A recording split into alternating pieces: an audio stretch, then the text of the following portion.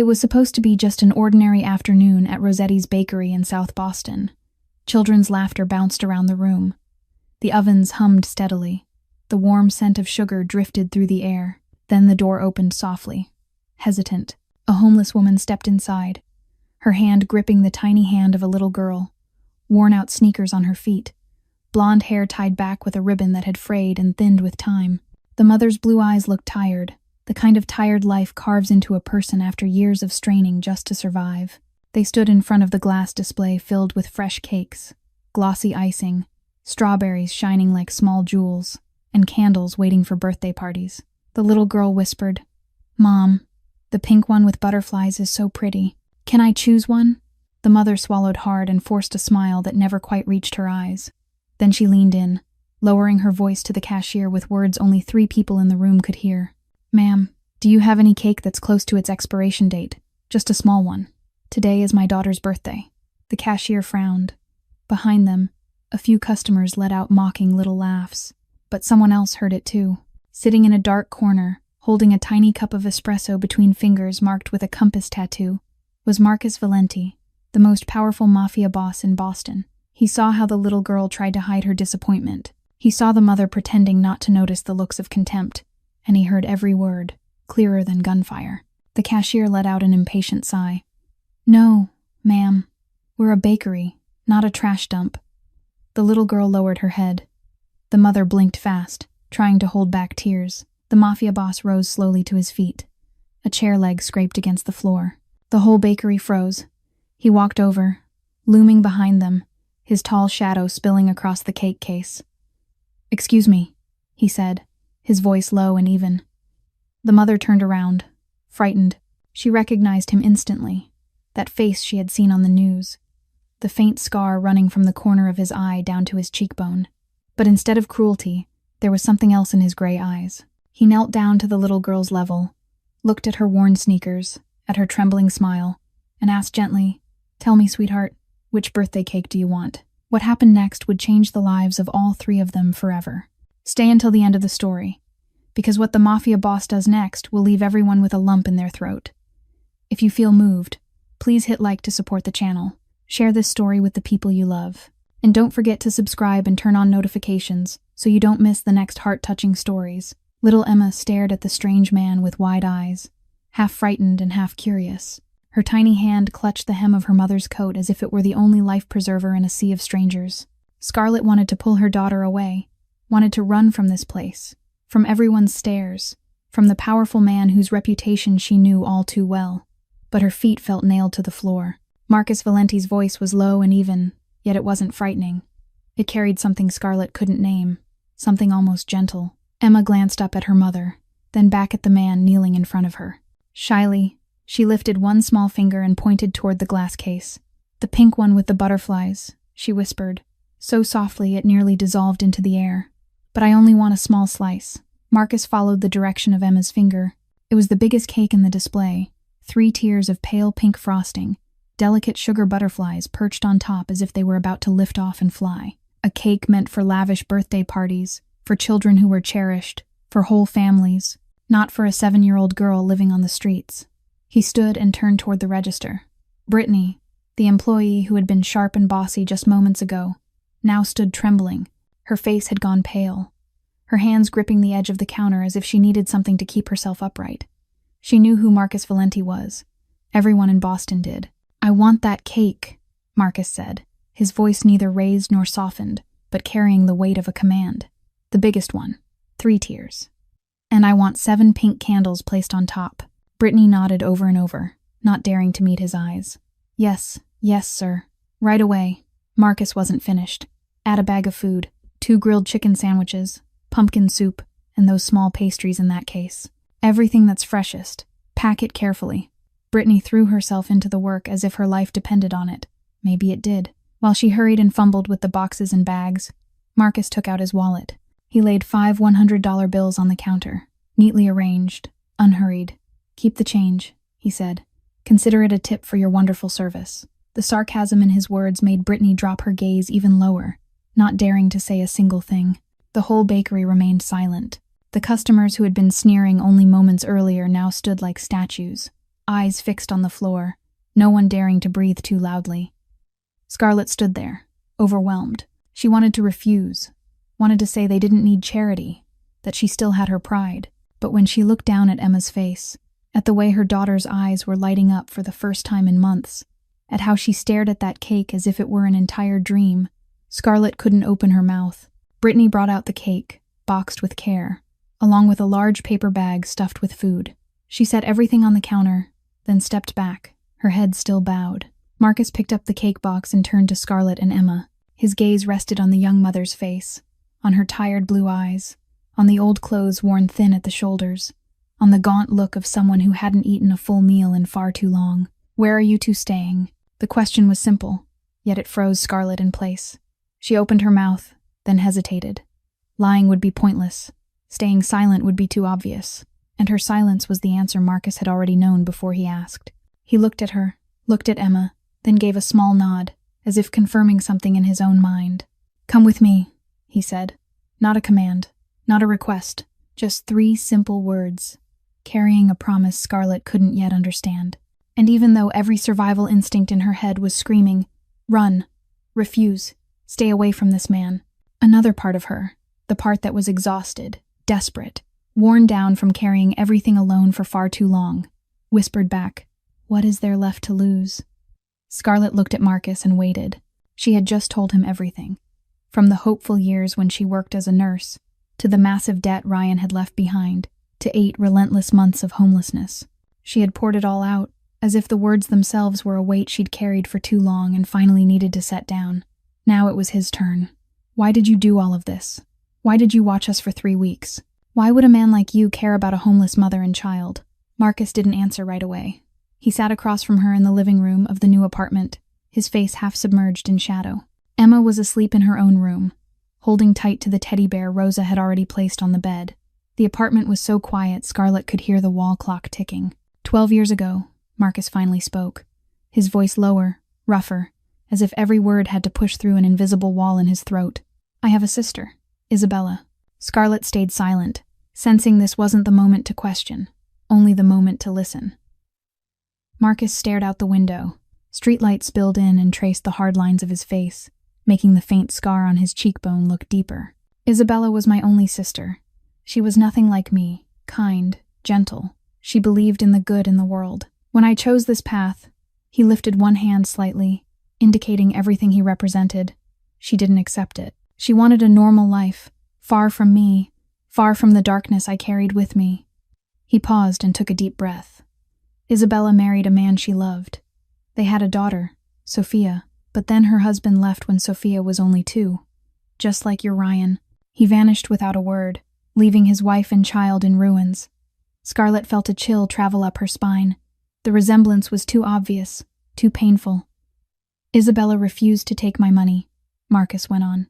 "She said she didn't want to be tied to blood-stained money. She carried everything herself. 3 jobs. Cashier during the day, cleaning offices in the afternoon, waiting tables at a bar at night, sleeping 3 or 4 hours a day. All of it just so Sophia would have food and clothes, so she could go to school like other children." Marcus's voice began to shake, something Scarlett never imagined she'd witness in a man like him. One night, Isabella was driving home after her 3rd shift. 2 in the morning. She was so tired, so exhausted she couldn't keep her eyes open. Her car hit the median on the highway. She died at the scene. Scarlett lifted a hand to cover her mouth, tears spilling out before she could stop them. She hadn't known Isabella, had never met that woman, but she understood. She understood the kind of exhaustion that makes your body feel like it might collapse. She understood sleepless nights of worry over a child. She understood the loneliness of a single mother with no one beside her. "Sophia, my niece, was 7 years old then," Marcus said, his voice tightening as if it were being strangled. "The same age Emma is now. After Isabella died, I tried to adopt Sophia. I wanted to make it right for her, for my sister, for all the years I wasn't there, but the court refused. My record," he let out a bitter, hollow laugh, "wasn't fit for raising a child. Sophia was sent into foster care. I tried everything, money, connections, everything I had, but they took her, moved her from one place to another, and in the end I lost track of her. The last time I saw Sophia was at her mother's funeral. She stood beside the casket, not crying, only staring. The eyes of a 7-year-old child shouldn't carry emptiness like that. Marcus turned back to Scarlett, and in his gray eyes she saw an abyss of grief that 12 years still hadn't filled. "When I saw you and Emma in the bakery that day," he said slowly, "I saw Isabella and Sophia. I saw my sister in the tiredness in your eyes. I saw my niece in Emma's smile. You asked what I want from you. I don't want anything. I just want history not to repeat itself. I couldn't save Isabella. I couldn't keep Sophia with me. But maybe I can save you too," Scarlett cried, not from pity for herself, but because for the first time she saw the real human being behind the Mafia Boss's cold exterior. A brother who had lost his sister, an uncle who had lost his niece, a man who had carried a scar inside his heart for 12 years, a scar no one could see, yet one that had never stopped hurting. She didn't speak. She simply reached out and took Marcus's hand, a hand that had done cruel things, but tonight was trembling like a lost child. That night, after Marcus left, Scarlett lay on a soft bed for the first time in 8 long months. She couldn't sleep, not because she was afraid or anxious, but because she still couldn't believe any of this was real. She stared up at the ceiling, listening to Emma's steady breathing in the next room, and tears kept slipping down onto the pillow. The next morning, the day's first sunlight pushed through the curtains and woke Emma. The little girl sat straight up, eyes wide, looking around the room as if she had to prove to herself she wasn't dreaming. The bed had pale pink sheets. A light wood bookshelf stood nearby with a few comic books already placed there. A soft brown teddy bear lay beside her pillow. And the window, a real window with curtains, with light, with even birdsong outside. "Mom!" Emma hopped out of bed and ran barefoot out of the room. "Mom, Mom." Scarlett was in the kitchen, holding a white ceramic mug she'd found in the cabinet. She turned at the sound of her daughter's voice, and the sight in front of her made her heart seem to stop for a beat. Emma stood in the middle of the living room, her blue eyes shining, her face glowing with a joy Scarlett had thought she might never see again. "Mom, is this our home? Really, Mom? I have my own room. I have a bed. I even have a teddy bear." Scarlett set the mug down and sank to her knees to wrap her arms around her. She couldn't speak. She just held Emma tightly and cried. She cried for the past 8 months, for all the time she'd forced herself to look strong in front of her child. She cried for the freezing nights on street corners when she'd had to pull Emma into her arms just to keep her warm. She cried for the meals she'd skipped so her daughter could have one more piece of bread. She cried because at last, her little girl had a roof over her head. "Are you crying because you're happy, Mom?" Emma asked, her voice innocent. She lifted her tiny hand and wiped the tears from her mother's cheeks. "Yes, baby," Scarlett whispered, her voice thick. "I'm crying because I'm happy." Emma smiled, and then she continued her tour of the apartment. She ran into the bathroom and squealed when she saw the bathtub with a shower head. She opened the refrigerator, her mouth falling open at the cartons of milk, the eggs, the fresh fruit. She stood at the living room window and looked down at the small park below, with rows of deep green trees. "Mom, there's a park too. There are swings." Scarlett watched her from a distance, her heart both aching and warm. Aching, because she realized the simplest things, a bed, a refrigerator full of food, a bathroom with hot water, could make her daughter this happy. That meant for 8 months, she hadn't been able to give Emma even the most basic things. But warm too, because now Emma had everything. At 10 in the morning, the doorbell rang. Scarlett opened the door and saw Marcus standing there, holding a large paper bag. He wore a simple white shirt, no suit, none of the frightening presents he'd carried in the bakery. This morning he looked like an ordinary man, like a neighbor stopping by. "I brought croissants for breakfast," he said. "Rosa baked them early." "Uncle Marcus." Emma ran out, no longer frightened the way she'd been the day before. "Uncle, my room has a teddy bear. And books too. I love it." Marcus looked at the little girl, and Scarlett saw something in his eyes, a flicker of light, and yet pain too. She understood what he was seeing, who he was thinking of. Sophia, the 7-year-old niece he had lost, the child who would be 19 now, somewhere out there, and he didn't even know if she remembered anything about the uncle who had tried to save her. Marcus knelt and gently brushed his hand over Emma's blonde hair. "I'm glad you like it," he said softly. "This is your home now. You can stay as long as you want." Emma threw her arms around Marcus's neck, the natural gesture of a child who didn't know fear. And Scarlett saw the broad shoulders of the Mafia Boss tremble slightly. She saw his gray eyes close. She saw him hold Emma as if he were holding 12 years of regret and a chance at redemption that life had just placed in his hands. That afternoon, the small apartment on Beacon Hill filled with the sweet scent of vanilla frosting and the clear, bright sound of laughter. Scarlett had spent the whole morning with Rosa, decorating the living room with pink and white balloons. Not many, not lavish, but enough to make Emma's eyes light up every time she looked around. This was Emma's first real birthday party in 2 years. Last year, her birthday had passed in a corner of a park, with half a sandwich Scarlett had managed to save, and a promise that next year would be different. Next year had arrived, and it truly was different, in a way Scarlett had never dared to imagine. The 3-tier pink cake with sugar butterflies sat proudly in the center of the table. 7 small candles were lined up on top, their flames shimmering and dancing in the room's warm light. Marcus sat at the head of the table. Tony stood with his arms crossed in the corner as usual, and Rosa wiped her hands on her apron, eyes wet as she looked at the scene in front of her. Scarlett sat beside Emma, holding her daughter's hand, her heart beating fast. "All right, sweetheart," Scarlett said softly. "Blow out the candles, and make a really special wish." Emma knelt on her chair, her blue eyes reflecting the firelight from the 7 candles. She clasped her hands against her chest, squeezed her eyes shut tight, and her lips moved as if she were whispering something. Then she opened her eyes, took a deep breath, and blew. All 7 candles went out at once, a thin ribbon of smoke rising to blend into the air. Everyone clapped. Rosa wiped away tears. Scarlett pulled Emma close and kissed the top of her head. Emma beamed, then suddenly turned to look at Marcus. "Uncle Marcus," she called, her voice as clear as glass. "Do you want to know what I wished for?" Marcus tilted his head slightly, a faint smile touching the corner of his mouth. "Tell me." Emma climbed down from the chair and ran around the table to Marcus. She stood in front of him and looked up, her blue eyes as pure as a summer sky. "I wish that you wouldn't be sad anymore," Emma said, her voice serious, as if she were sharing the most important secret in the world. "Your eyes are very sad. I saw it the day you told Mom your story. I pretended to be asleep, but I heard. You cried. I don't want you to cry. I want you to be happy."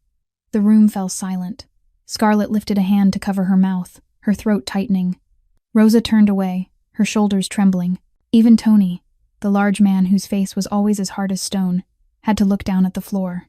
Marcus went still. He stared at the 7-year-old girl standing in front of him, a child he had met less than 2 days ago, yet one who had seen deeper into his soul than anyone had in 12 years. He had built an empire on coldness and cruelty.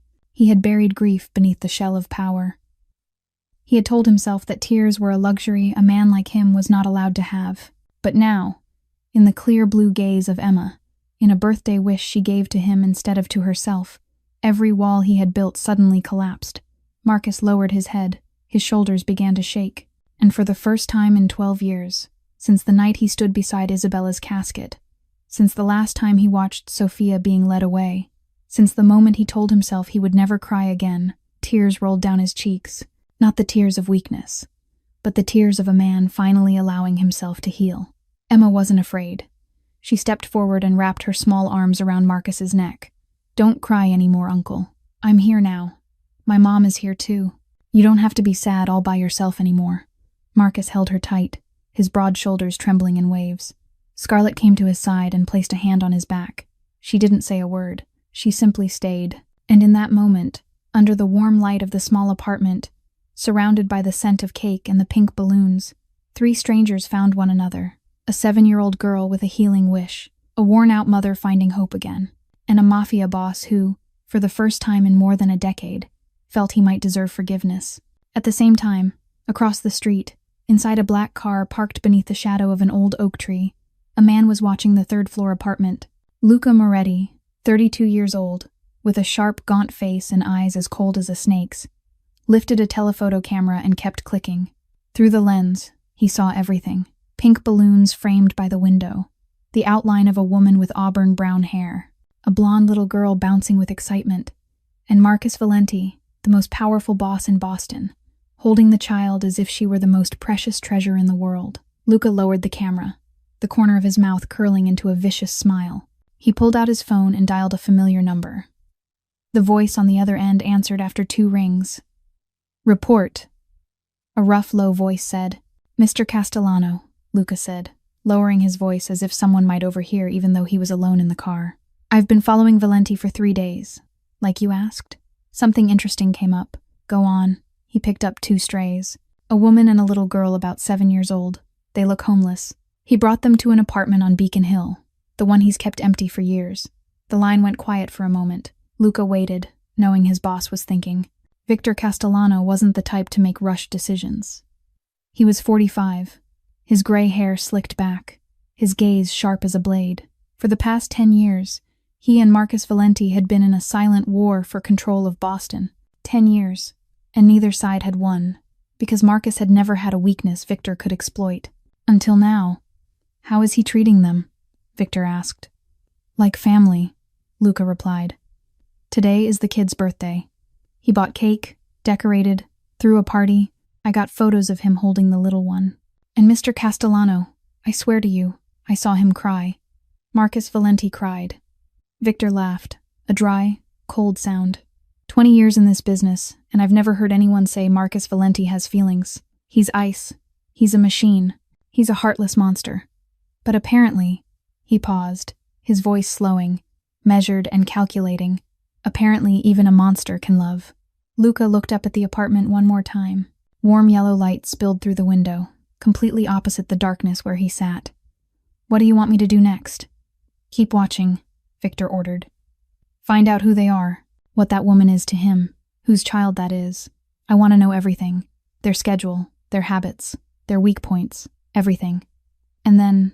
Luca asked. "Then," Victor paused, his voice dropping into a hiss like a snake just before it strikes. "Then we'll take the most precious thing Marcus Valenti has. He's been untouchable for too long. At last, he has something to lose." The call ended. Luca shoved the phone into his pocket, started the engine, and drove away slowly, blending into the stream of traffic on the street. He would be back. Tomorrow, the day after, and many days after that. He would record every step Scarlett and Emma took. He would photograph every moment of their happiness. And when the time came, he would help Victor Castellano turn those moments into hell. In the warm apartment on the 3rd floor, Scarlett was cleaning up after the party.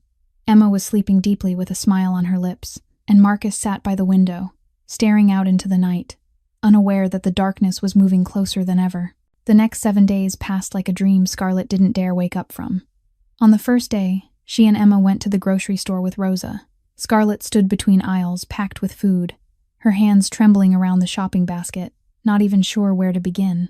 For 8 months, she had forgotten what it felt like to choose, to pick something up without silently calculating whether she could afford it. Emma ran down the aisle hugging a cereal box with a rabbit on the front, her eyes shining as she asked if she could get it. And when Scarlett nodded, the little girl squealed with joy as if she'd been handed the whole world. On the second day, Marcus stopped by with a large bag of books. He sat down on the living room rug with Emma, turning each page of picture books, his low, warm voice reading fairy tales out loud. Scarlett stood in the kitchen, pretending to wash dishes, but really she was watching them through the crack of the doorway. The image of the most powerful mafia boss in Boston, sitting cross-legged on the floor, patiently explaining to a 7-year-old girl why the princess slept for 100 years, tightened her heart in a strange way. On the 3rd day, Rosa came over to teach Scarlett how to cook traditional Italian pasta, the small kitchen filled with the rich smell of sautéed garlic and tomato sauce. Emma stood on a step stool, kneading dough with her hands, her face dusted with flour, giggling when Rosa told her she had a talent for cooking. Scarlett watched her daughter, watched the older woman patiently guiding every movement, and she realized it was the first time in a long time the kitchen had been filled with laughter from more than one person. It wasn't just the 2 of them alone anymore. On the 4th day, Marcus took them both to the park. Emma ran like the wind toward the swings, her laughter ringing across the green grass. Scarlett sat on a stone bench and watched Marcus push the swing for the little girl, higher, higher, while Emma shouted with delight. There was a moment when the late afternoon sun slanted through the leaves, and Scarlett saw Marcus smile, not the faint, fleeting smile she'd seen before, but a real one. A smile that made the scar on his cheek seem to fade, that made his cold gray eyes turn strangely warm, and she realized her heart was beating faster than normal. On the 5th day, Scarlett woke up to find Marcus already in the kitchen, making coffee for her. He set the mug in front of her, sat down across from her, and they talked, About small things. About the book Emma loved most. About the pasta Scarlett had learned from Rosa. About the weather, the city, things so ordinary, Scarlett almost forgot who the man in front of her was, what he did, how many enemies might be waiting out there in the dark. In that moment, he was just Marcus, and she was just Scarlett, two adults drinking morning coffee like any ordinary couple. On the 6th day, Emma officially started calling him Uncle Marcus. She said it naturally, without hesitation, as if that name had existed for a long time. Uncle Marcus, read to me. Uncle Marcus, can we go to the park again tomorrow? Uncle Marcus, can you stay and eat dinner with me and Mom tonight? Marcus looked at the little girl, then looked at Scarlett as if asking permission. And Scarlett nodded without speaking. But in her heart she knew she wanted him to stay. Not only for Emma, but for herself too. On the 7th day, after dinner, when Emma was asleep, Scarlett and Marcus sat on the small balcony and looked out over the city. They didn't say anything, just stayed quiet together. But the silence didn't feel heavy. It felt warm. It felt safe. It made Scarlett want to believe life could stay like this forever. She glanced at Marcus, at the stern lines of his face under the streetlights, and she wondered when she had started feeling this way. The feeling of wanting to be near him. The sense of calm when he was close. A feeling she didn't dare name, because naming it meant admitting her heart was stirring for a man she knew was dangerous. But that night, when Marcus said goodbye and stepped out the door, Scarlett realized she stood there watching him longer than she needed to. And she knew that no matter how much she tried to deny it, something between them had changed. That night, after leaving Scarlett and Emma's apartment, Marcus returned to his estate in the suburbs of Boston. He sat in his study with a glass of whiskey in his hand, but he didn't drink. He just sat there, staring into empty space, thinking about the past 7 days, thinking about Emma's laughter, thinking about the way Scarlett had looked at him on the balcony tonight, thinking about the strange feeling growing in his chest, the feeling he'd believed had died 12 years ago. The clock chimed 12 times. Midnight. Marcus's phone vibrated on the desk. He picked it up and looked at the screen. A text from an unknown number. No name, no identity. Just a string of digits he didn't recognize. Marcus opened the message and his whole body went rigid. 3 photographs. The first was Emma in the park, sitting on a swing, her blonde hair flying in the wind. The second was Emma standing by the apartment window, reading a book, her face turned slightly in the late afternoon sun. The third was a close-up of her face as she laughed, blue eyes sparkling, dimples clear on her cheeks. The photos had been taken secretly, from a distance, with a professional lens. Whoever took them had been watching, tracking every step, capturing every moment, and Marcus had had no idea. Beneath the 3 photos was a single line of text, only a few short words, but enough to turn the blood in Marcus's veins to ice. She's such a sweet little girl, Marcus. Just like Sophia was back then. Isn't she? It would be a shame if history repeated itself. The whiskey glass slipped from Marcus's hand and shattered across the wooden floor. He didn't hear the glass break. He didn't feel the liquor splashing onto his pant leg. All he could hear was blood roaring in his ears, his heart pounding like war drums, the silent scream of a fear he thought he'd forgotten long ago. Sophia. They mentioned Sophia. They knew about Sophia, and they were threatening to do the same thing to Emma. Marcus stared again at the 3 pictures, his hands shaking so hard he could barely hold the phone. Emma's face in the photos, her innocent smile, those clear blue eyes with no idea that someone was stalking her, waiting, planning to turn her life into hell. Just like Sophia back then, just like his niece, the 7-year-old who had been torn from him and thrown into the cold system of foster care. The child he had lost, searched for 12 years without success. Not this time. This time, no. Marcus dialed Tony. The other end answered before the first ring had even finished. Boss. Tony's voice was still thick with sleep, but it sharpened instantly when he heard Marcus speak. Code red, Marcus said, his voice cold as steel, but trembling at the very end. Call everyone in. I want round-the-clock protection on the Beacon Hill apartment, starting right now. What happened? Tony asked, his tone fully serious now. Victor. Marcus spat the name like poison. Victor Castellano. He found them. He sent me pictures of Emma. He threatened to make history repeat itself. There was a single beat of silence on the line. Then Tony spoke, his voice tight as a drawn wire. Understood. I'll have people there in 15 minutes. Do you want to tell her? Marcus closed his eyes and Scarlett's face rose in his mind, her smile tonight on the balcony. the trust in her eyes when she looked at him. 7 days of peace he'd given her and Emma, now about to vanish like smoke. "Not yet," he said after a long moment. "I'll tell her myself." Marcus ended the call and looked out the window. The city of Boston slept beneath the night, but he knew there were men out there in the darkness who weren't sleeping, watching, waiting. And Marcus Valenti, the most powerful boss in this city, felt real fear for the first time in his life. Not fear for himself, but fear for a 7-year-old girl with blue eyes and a smile like an angel. Fear for the auburn-haired woman who had begun to claim a place inside his heart. Fear that this time, he would fail again, just like 12 years ago. Marcus arrived at the apartment at 2 o'clock in the morning. He didn't call ahead. He didn't warn her. He simply appeared at the door with a face gone pale and eyes full of storm. Scarlett opened it in her pajamas, hair loose and messy, her eyes still heavy with sleep. But the moment she saw Marcus's expression, she was wide awake. "What happened?" she asked, worry sharpening her voice. "Why are you here at this hour?" Marcus stepped inside and closed the door behind him. He didn't speak. He only handed her his phone. Scarlett took it, looked at the screen, and it felt as if the world collapsed beneath her feet. 3 photos of Emma, her daughter, the child she had sacrificed everything to protect, taken in secret, watched, followed, and the line of text beneath, those cold letters lined up like a blade, drove straight through her heart. It would be a shame if history repeated itself. The phone slipped from Scarlett's hand. She stumbled back until her spine hit the wall, her legs shaking so hard she could barely stay upright. "No," she whispered, the sound like the moan of a wounded animal. "No, no, no, Scarlett." Marcus moved closer, his voice trying to stay calm, but Scarlett could hear the tension underneath. "You need to breathe. You need to stay calm." "Calm," Scarlett snapped, her voice rising into a thin, panicked edge. "You're telling me to stay calm. Someone is stalking my daughter. Someone is threatening my child's life. And you're telling me to stay calm." She shoved Marcus away and rushed into Emma's room. Emma was still sleeping deeply, clutching her teddy bear, her face peaceful as an angel. Scarlett looked at her and tears poured down. She wanted to scoop her up right then, to carry her and run, to run from this apartment, from this city, from everything. "We have to go." Scarlett turned back, her voice fierce. "Right now, I'm taking Emma and leaving. We've lived on the streets before. We can start over." "Where would you even go?"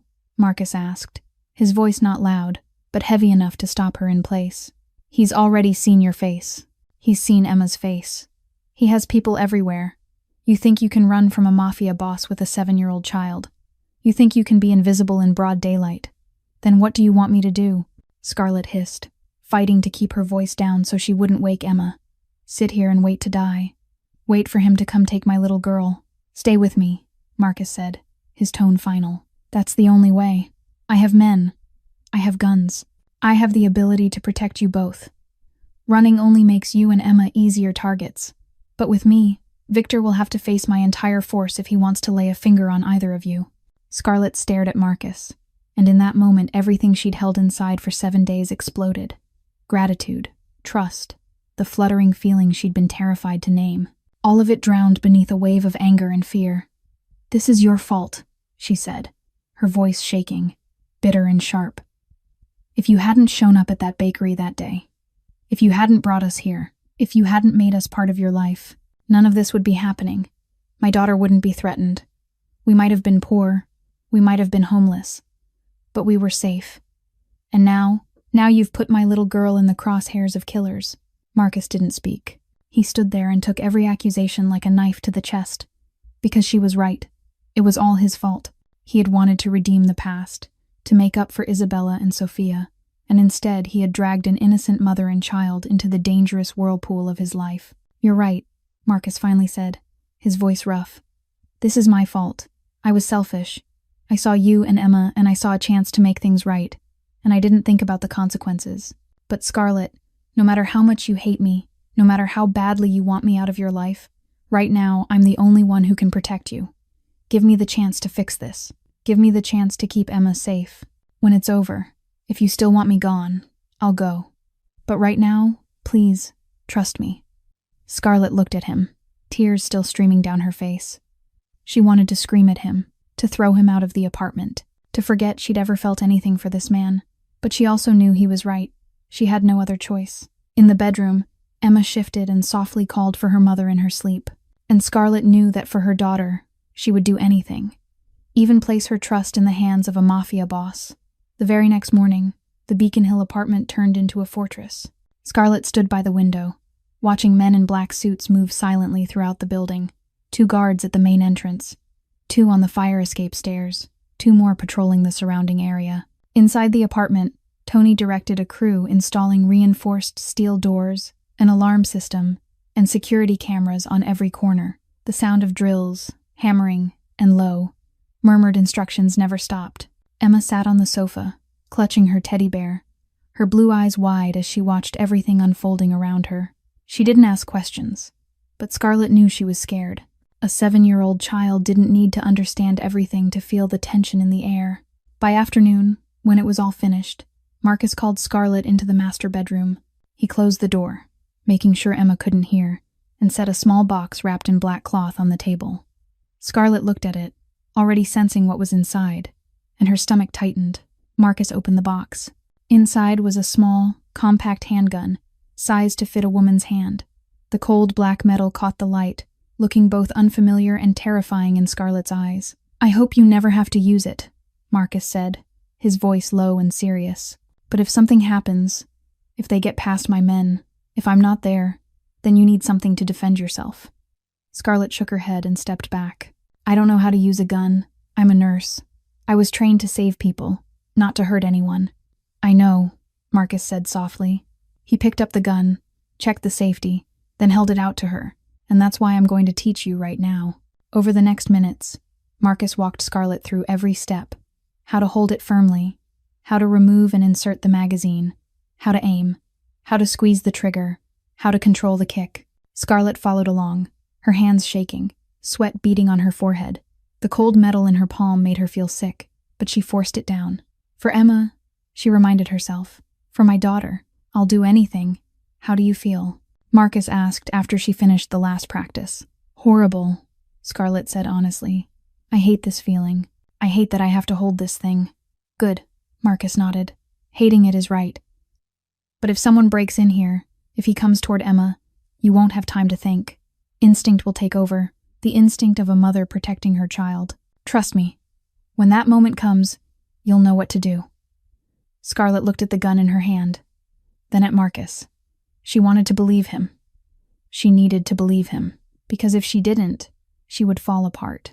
She put the gun in the bedside drawer, exactly where Marcus told her to place it, where she could reach it within 3 seconds if needed. Then she stepped back into the living room, trying to pull a normal smile onto her face when she saw Emma. But the little girl had been waiting, blue eyes fixed on her mother with worry.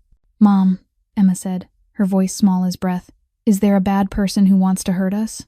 Scarlett's heart felt squeezed shut. She knelt down and took Emma's tiny hands in hers.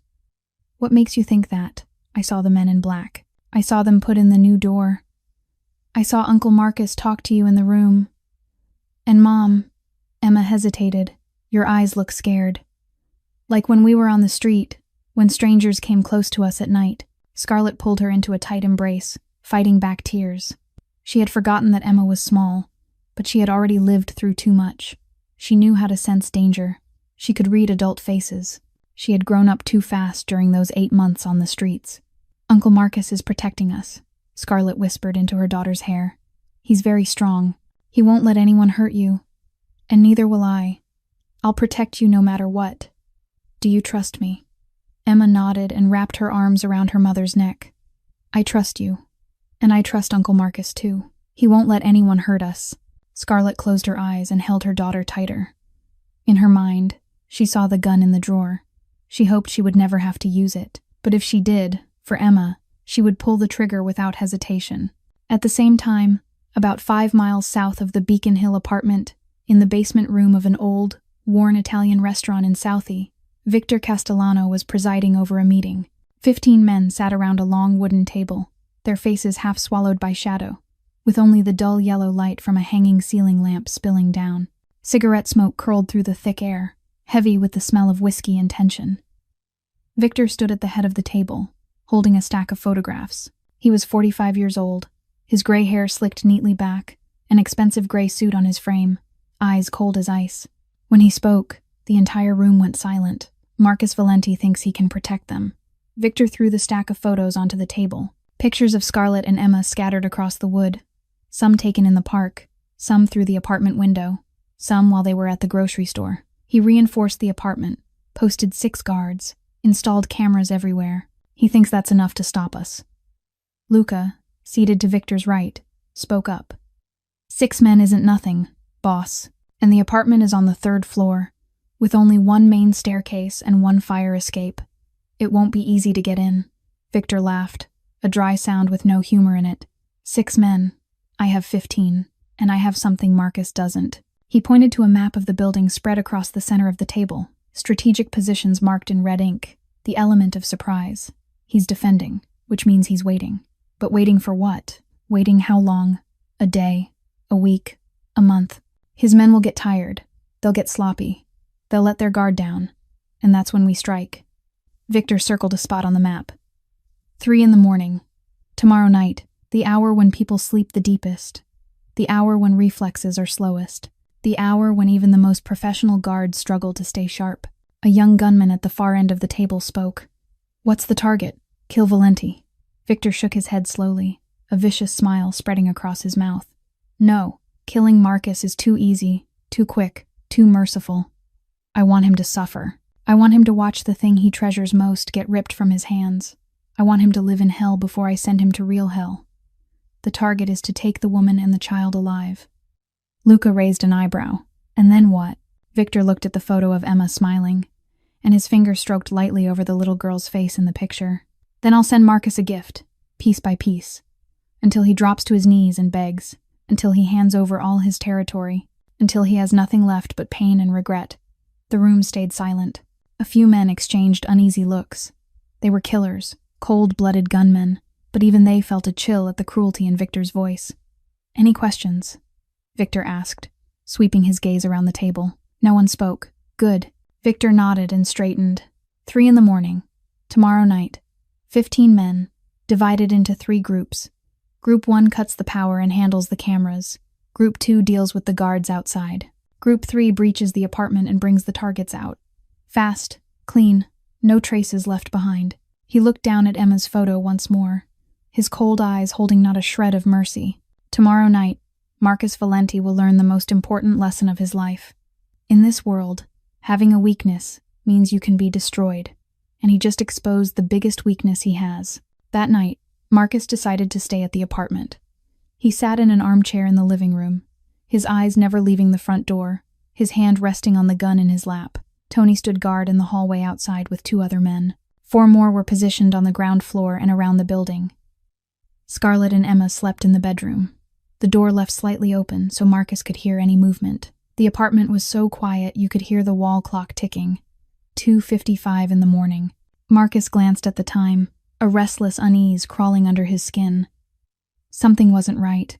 The air felt too still, too normal, as if a storm were gathering strength before it broke. He reached for his radio to call Tony and check the perimeter.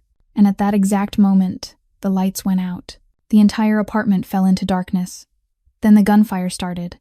Not one shot, but a rapid series of blasts from downstairs, tearing through the silent night.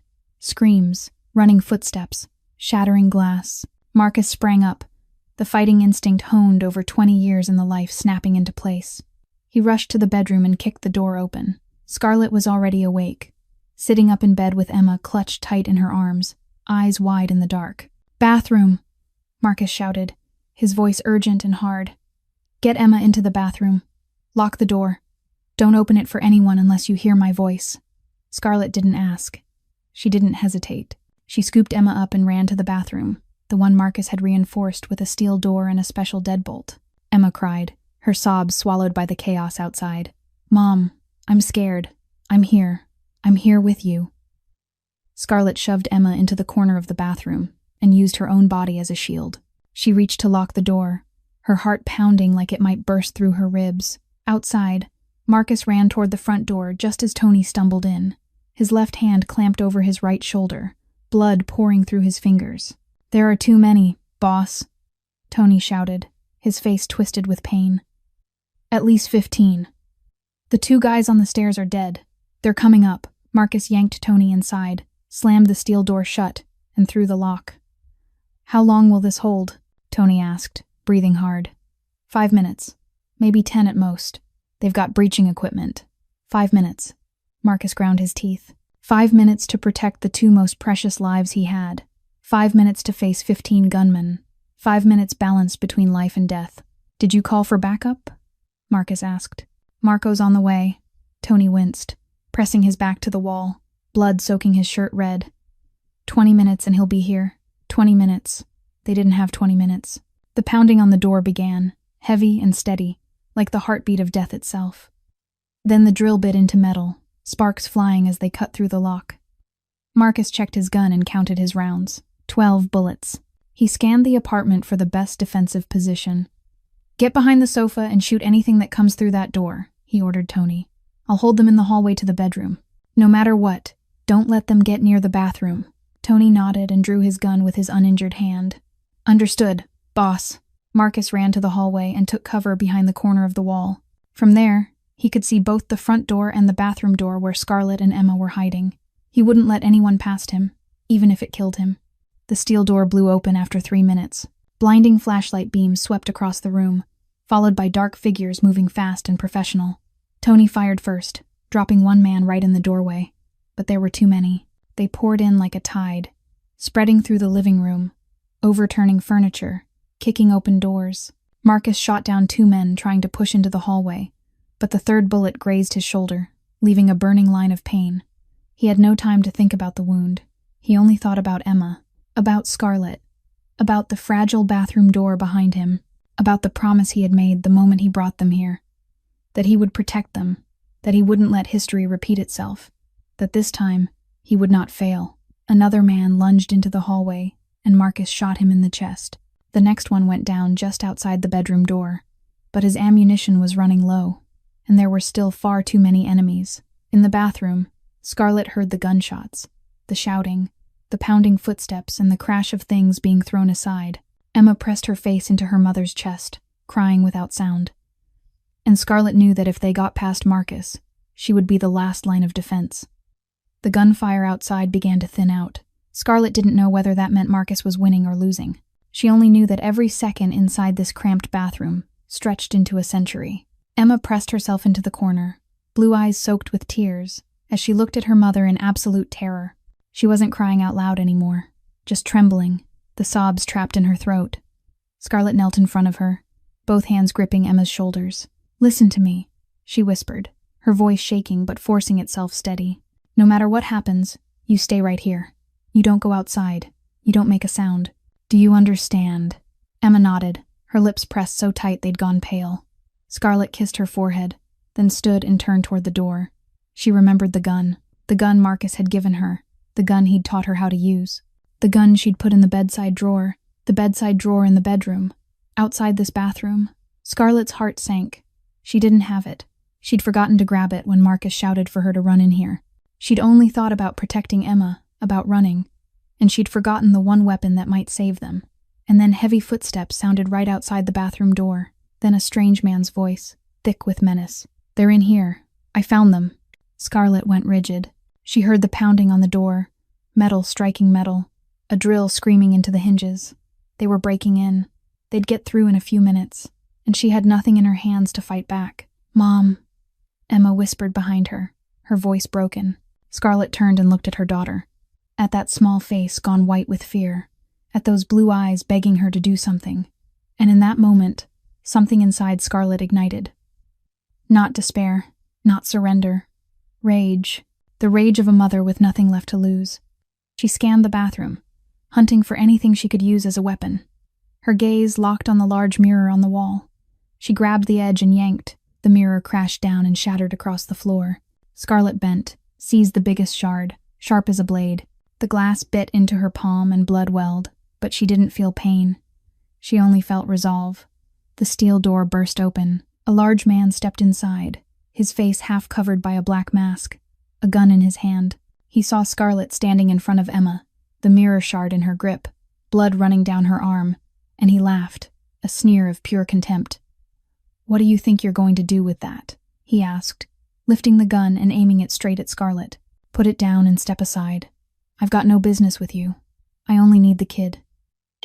Scarlett didn't move. She stood there, the shard clenched tight, her body the only wall between the predator and her child. She knew she couldn't win. A piece of glass against a gun, a homeless nurse against a professional killer, but she wouldn't step aside, even if it meant dying. "I said it already." His voice turned impatient. "Step aside. Don't make me do something I don't want to do." Scarlett looked him straight in the eye, her voice trembling but every word landing clear. "If you want my daughter, you'll have to step over my dead body first." The intruder raised an eyebrow, surprised by her stubbornness. He moved one step closer, the gun still trained on her. "Who do you think you are?" he asked, his tone flat and cold. "What do you think you can do?" Scarlett drew a deep breath. In her mind, the past months flashed like a speeding film. Freezing nights on the streets, meals she'd skipped so Emma could have one more bite, the times she'd pretended to be strong while she was breaking inside. Every sacrifice, every tear, every night she'd stayed awake worrying over her child. All of it led to this moment. "I'm this child's mother," Scarlett said, and her voice didn't shake anymore. "That's all I need to be." The intruder laughed and strode forward to rip Emma from the corner. He didn't see Scarlett as a threat. He thought she was just a weak woman holding a useless shard of glass. That was his last mistake. The instant he passed her, Scarlett didn't think. She didn't hesitate. She drove the shard into his throat with all her strength, with all the fury of a mother protecting her child.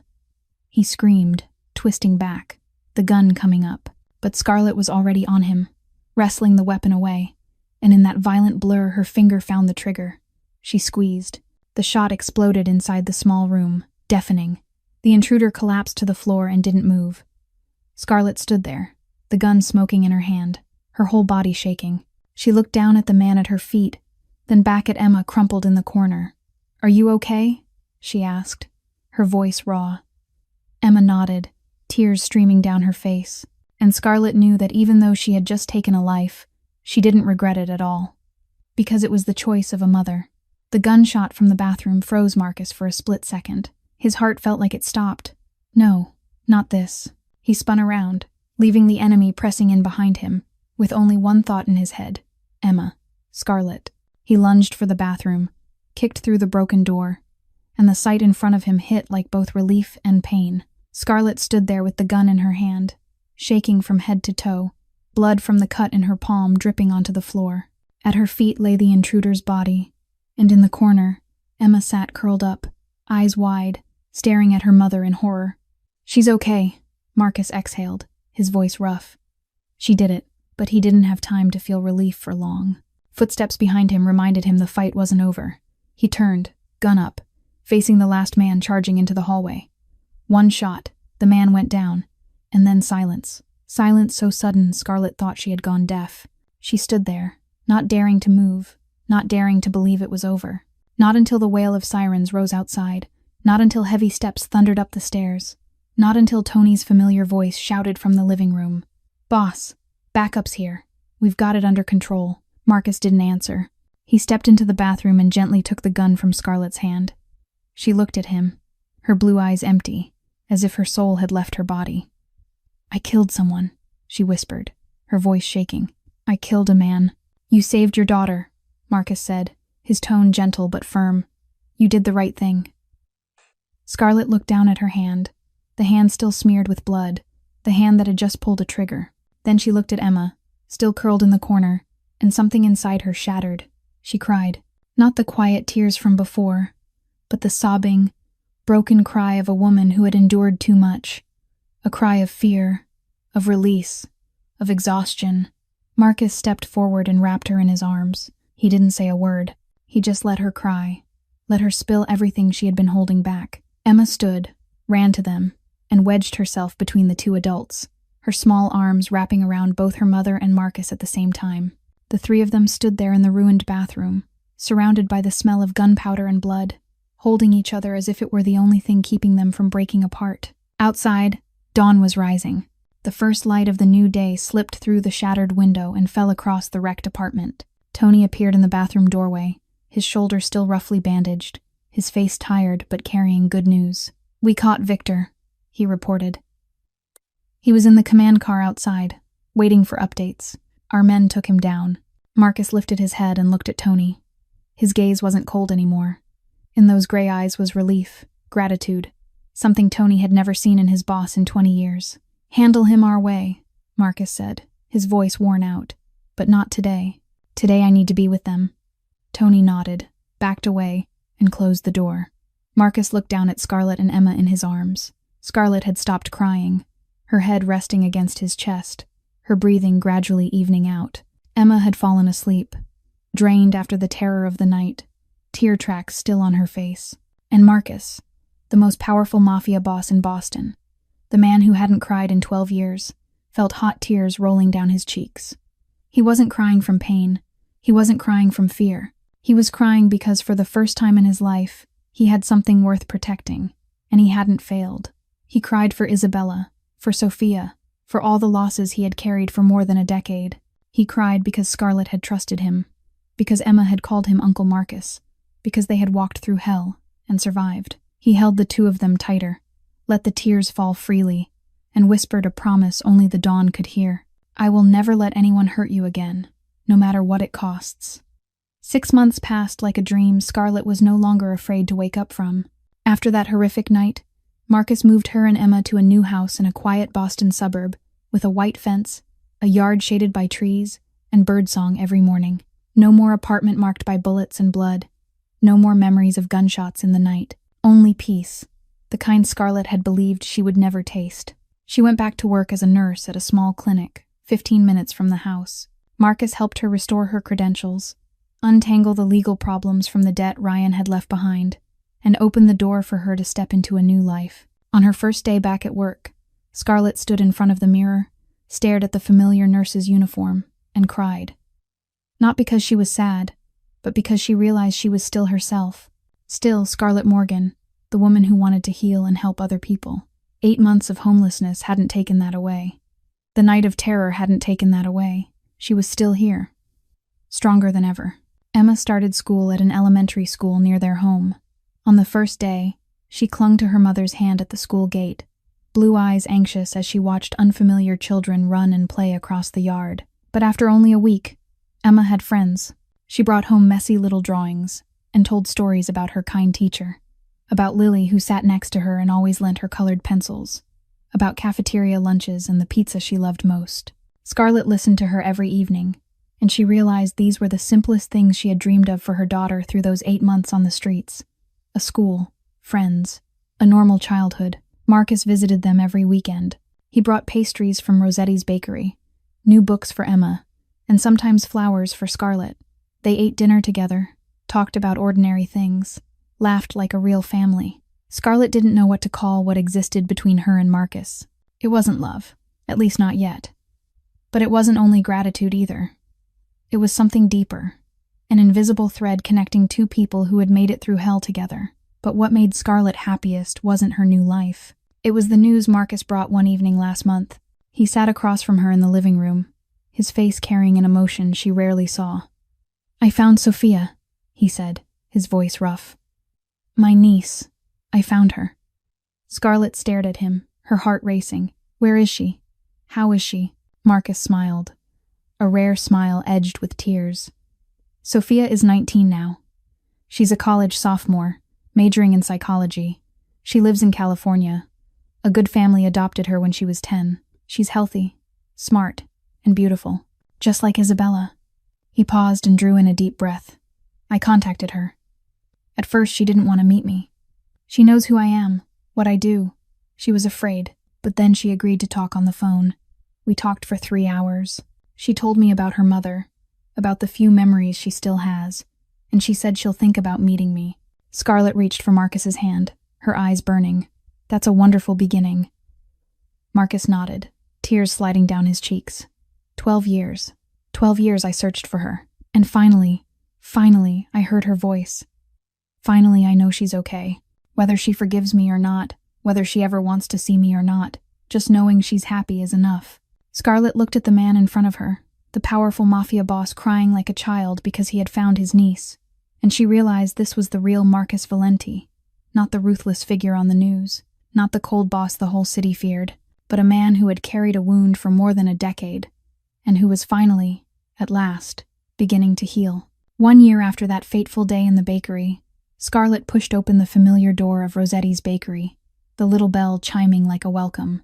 Emma ran in first, blonde hair tied high with a brand new pink ribbon, clean white sneakers tapping a rhythm on the wooden floor. She was no longer the little girl with worn-out shoes and the sad eyes of a year ago.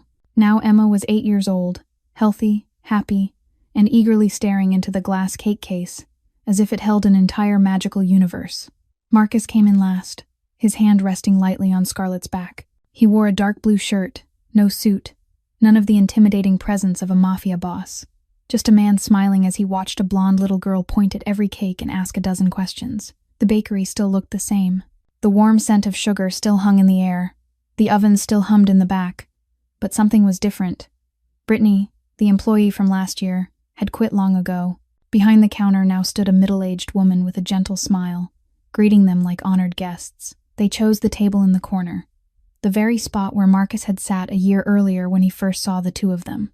The birthday cake was brought out, 3 tiers of pink frosting with sugar butterflies. Exactly like last year's cake, but this time there were 8 candles glowing on top. Emma sat between Scarlett and Marcus, blue eyes sparkling with candlelight. Rosa sat across from them, a tissue already in her hand, ready to wipe away tears. Tony stood in the corner as usual, but there was a rare smile on his mouth. And beside Tony, a young woman with dark hair watched the scene with emotion in her face. Sophia, Marcus's niece, had flown in from California to attend Emma's birthday. She had met Marcus for the first time 2 months ago, and even though their relationship was still slowly mending, she had agreed to become part of this new family. "All right, sweetheart," Scarlett said gently. "Blow out the candles and make a really special wish." Emma closed her eyes and clasped her hands against her chest. She held that pose for a few seconds, then opened her eyes and shook her head. "I don't need to wish for anything," Emma said, her clear voice carrying through the bakery. "All my wishes already came true." Scarlett felt tears rush up. She remembered a year ago, standing at the register with her head bowed, asking for a cake that was about to expire for her daughter. She remembered the humiliation, the desperation, the helplessness of a mother who couldn't give her child even a simple birthday celebration. And now her daughter was sitting here saying every wish had come true. Emma drew a deep breath and blew out all 8 candles. Everyone clapped. Rosa cried. Sophia smiled. And Marcus looked at the little girl with eyes gone red, with the love of a father he had never believed he would become. Emma stood and wrapped her arms around Scarlett's neck, then pulled Marcus into her small embrace too. She held them both tight, her head resting on her mother's shoulder, her hand gripping Marcus's shirt. "I love my family," Emma whispered. "Thank you, Mom, for always protecting me. Thank you, Uncle Marcus, for giving us a home. I'm the happiest kid in the world." Marcus held the two of them close and didn't speak, letting his tears fall quietly. He thought of Isabella, the sister he had lost. He thought of Sophia, the niece he had found again. And he thought of Scarlett and Emma, 2 people who had walked into his life a year ago and changed everything. He had searched for redemption for 12 years, and at last, he found it. Not in power or money, but in the laughter of an 8-year-old girl, in the eyes of a woman with auburn brown hair, in a birthday cake with 8 candles in a small bakery in South Boston. Sometimes the best things in life begin in the most desperate moments. A mother asking for an expired cake for her daughter. A mafia boss carrying a wound that had not healed for 12 years.